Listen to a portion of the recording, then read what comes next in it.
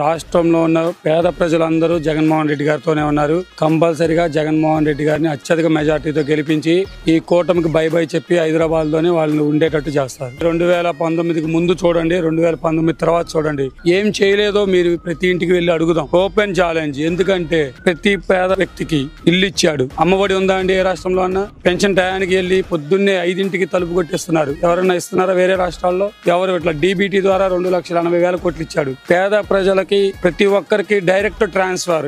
ఎక్కడా అవినీతి లేదు. ఇంతకు ముందు 2019కి ముందు ఏదైనా పథకాలు కావాలంటే ఒకళ్ళ ఇంటికి వెళ్తే గానీ ఇచ్చేవాళ్ళు కాదు. ఆడు రికమెండ్ చేయాలి, సంతకం పెట్టాలా. ఈ రోజు ఆ పరిస్థితులు లేవు. ప్రతి ఒక్కడు సచివాలయంకి వెళ్తారు, వాలంటీర్లు వస్తారు, సచివాలయం స్టాఫ్ ఉన్నారు, డైరెక్ట్ గా వాళ్లే ఇచ్చేస్తారు. 2014లో చంద్రబాబు వస్తేనే రాష్ట్రం అభివృద్ధి అన్నాడు. అదే మోడీ గారు 2019లో ఏం చెప్పారండి? పోలవరం ATM గా మార్చింది ఎవరన్నారు? చంద్రబాబునే అన్నారు కదా. ఓన్లీ పేద ప్రజలే జగన్ గారికి కావాల్సింది. పేదవాడు బాగుంటేనే